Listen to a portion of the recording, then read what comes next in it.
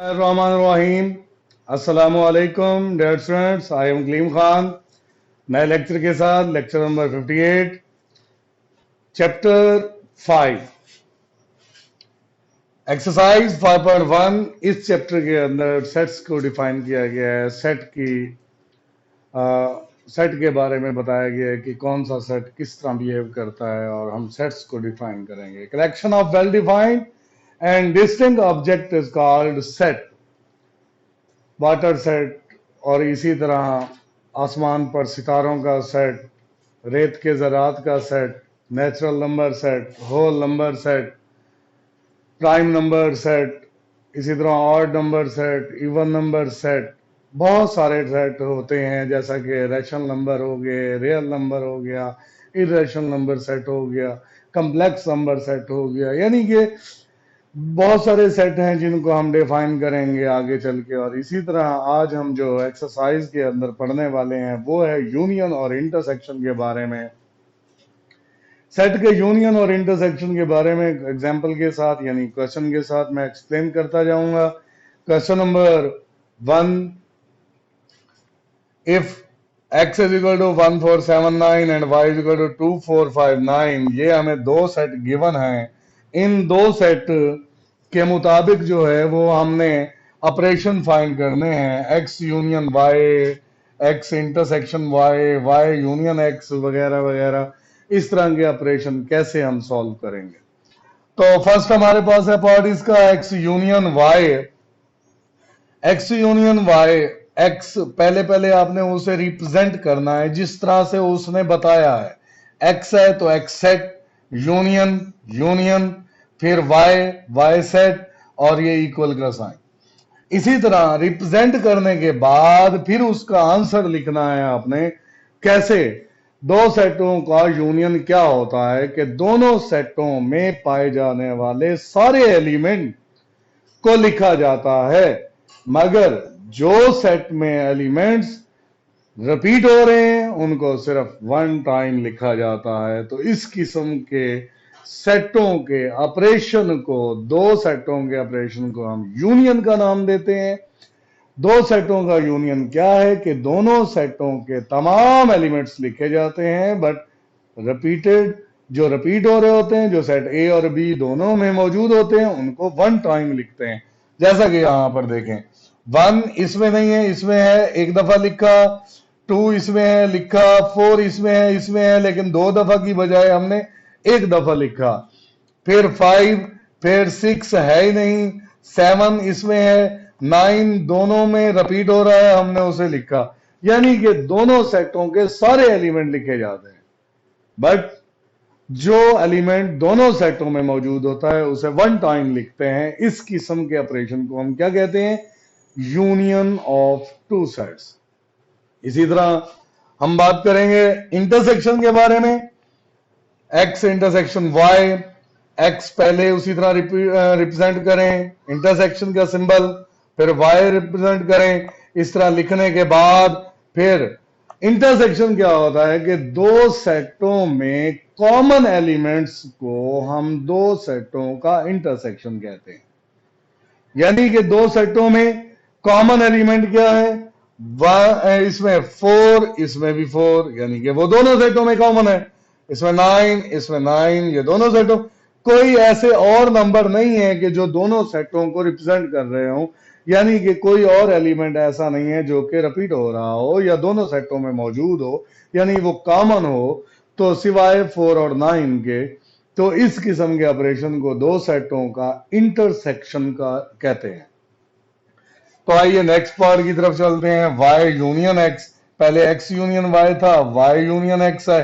पहले x लिखा था, फिर y लिखा था। यहां पर पहले y लिखेंगे, फिर x लिखेंगे, फिर वही ऑपरेशन के दोनों सेटों में तमाम एलिमेंट लिखते हैं, लेकिन रिपीटिशन नहीं। तो 4 और 9 रिपीट हो रहे हैं, बाकी सारे हमने लिख लिए, 4 और 9 को भी एक दफा लिख लिया। इसी तरह हमने फिर यहां पर x इंटरसेक्शन y था, यहाँ y इंटरसेक्शन x है, तो y पहले और x बाद में। इंटरसेक्शन क्या होता है? दोनों सेटों में, यानी कि जो दोनों सेटों में जो एलिमेंट रिपीट हो रहे हैं उनको हम लिखते हैं, यानी कि कॉमन एलिमेंट्स लिखते हैं। इसके बाद है हमारे पास क्वेश्चन नंबर 2, और इस क्वेश्चन नंबर 2 की स्टेटमेंट में एक्स और वाई एलिमेंट जो दिए गए हैं उन एलिमेंट्स को हमने रिप्रेजेंट करना है कि एक्स क्या है, set of prime number less than और इक्वल टू 17।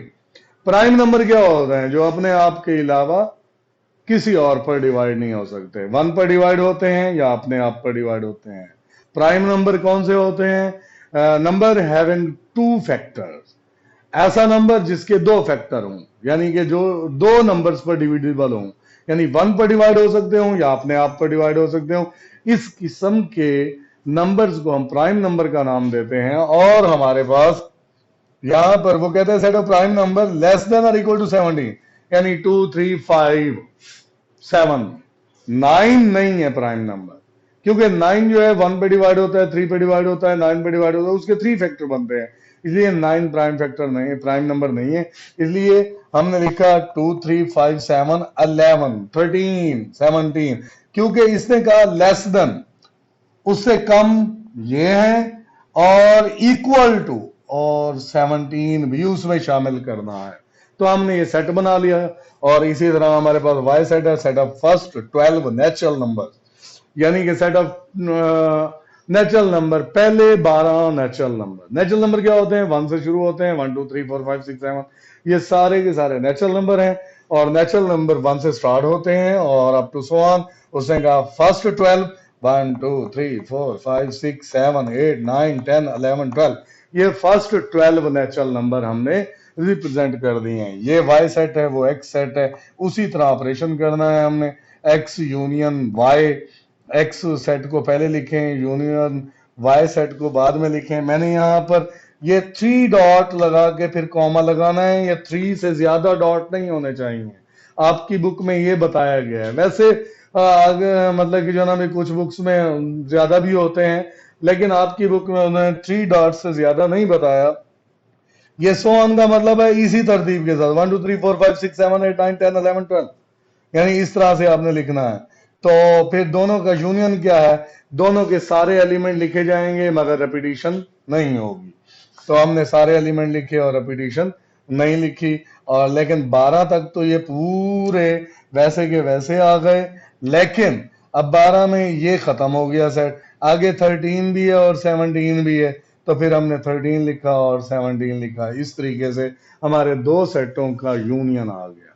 इसी तरह 2 सेटों का यूनियन जो कि y और x की तरफ है, y पहले है और x बाद में है, तो भी वही जवाब आएगा। इसी तरह से 12 तक हमने मतलब कि एक जैसी सिचुएशन में लिखा 1 2 3 4 5 6 7 8 9 10 11 12, फिर उसके बाद 13 जो कि इसमें प्रेजेंट है और 17। और इसी तरह इंटरसेक्शन की बात करते हैं तो x इंटरसेक्शन y, x हमारे पास ये है और इंटरसेक्शन y हमारे पास ये है।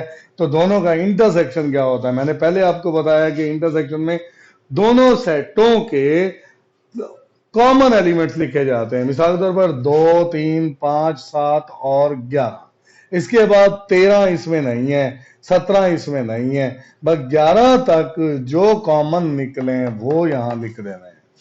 इसी तरह y इंटरसेक्शन x, y पहले x बाद में, तो इन दोनों का इंटरसेक्शन भी यही आएगा। इसी तरह हमारे पास क्वेश्चन नंबर 3 है, इसमें भी सेट दिया गया है, x को उसने रिप्रेजेंट किया है एम्प्टी सेट, खाली सेट। तो उस सूरत में हमारे पास खाली सेट ये क्या है, ये ब्रैकेट को शो करता है खाली सेट के लिए, a set which have no element, set having no element is called empty set. Sir empty, फिर सेट कैसा है, सेट खाली सेट को हम डिफाइन करने के लिए बहुत से, मैं एक एग्जांपल दिया करता हूं बच्चों को, वो ये कि खाली सेट जब एलिमेंट ही नहीं है तो फिर वो सेट किस बात का है। तो अब एक क्लास में बच्चे मौजूद हैं मगर वो बच्चों का सेट है, लेकिन खाली सेट कैसा है, खाली सेट ऐसा होता है कि एक क्लास में अंधे बच्चों का सेट। अब क्लास के अंदर तो बच्चे मौजूद हैं मगर अंधा बच्चा कोई नहीं है, तो अंधे बच्चों के सेट के लिए वो क्लास, वो सेट क्या होगा, खाली सेट होगा।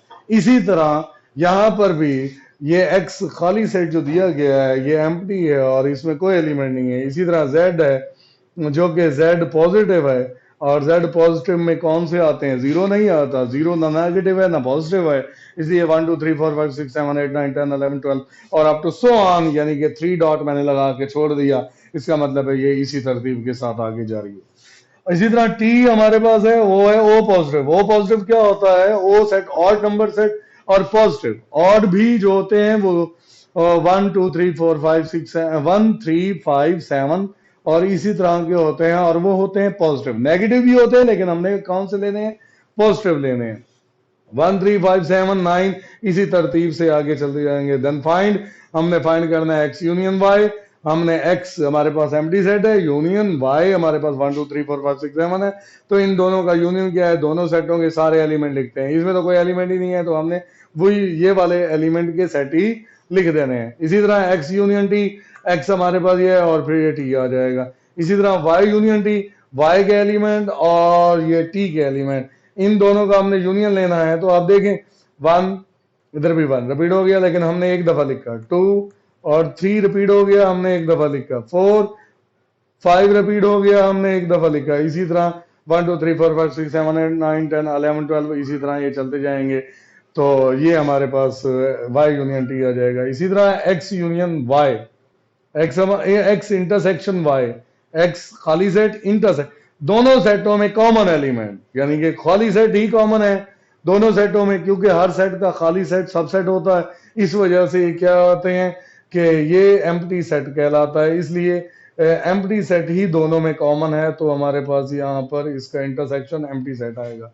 इसी तरह x इंटरसेक्शन t, इन दोनों का भी इंटरसेक्शन एम्प्टी सेट आएगा। इसी तरह y इंटरसेक्शन t, ये y और ये t के एलिमेंट लिखने के बाद इनमें इंटरसेक्शन ढूंढना है। तो इंटरसेक्शन क्या है, 1 है, 3 है, 5 है, 7 होगा, 9 11 और इसी तरह चलते हुए। आइए नेक्स्ट क्वेश्चन की तरफ चलते हैं। डियर स्टूडेंट्स, उम्मीद है कि ये आपको लेक्चर समझ आ गया होगा। इस लेक्चर के अंदर हमने आज यूनियन और इंटरसेक्शन के बारे में पढ़ा है। सेट चैप्टर नंबर 5 की 5 के क्वेश्चन हमने किए, एक्सरसाइज 5.1। तो अगर किसी किस्म का कोई प्रॉब्लम हो तो आप मुझे व्हाट्सएप कर सकते हैं। आप मुझे जो है ना वो कांटेक्ट करने के बाद आप जो है ना अपनी गलती को, अपने प्रॉब्लम को सॉल्व करा सकते हैं। तो अगर आप न्यू स्टूडेंट हैं तो चैनल को सब्सक्राइब करें और लाइक करें, बेल आइकन पर क्लिक करें ताकि आपको जो है ना वो नई से नई वीडियो मिलती रहें। और शेयर भी आपने करना है अपने स्टूडेंट्स को, ताकि जो है ना वो न्यू स्टूडेंट जो है ना जिनको पता नहीं है तो वो भी इस चैनल पे आकर जो है ना अपनी प्रॉब्लम को सॉल्व कर सकते हैं। क्योंकि मैंने इस लेक्चर्स वगैरह के अंदर अपने जितने भी लेक्चर हैं उसमें तमाम क्वेश्चन को हल करने की कोशिश की है और पूरी तरह समझाने की कोशिश की है। तो इंशाल्लाह फिर मिलेंगे नेक्स्ट लेक्चर में, तब तक के लिए अल्लाह हाफिज़, अस्सलाम वालेकुम।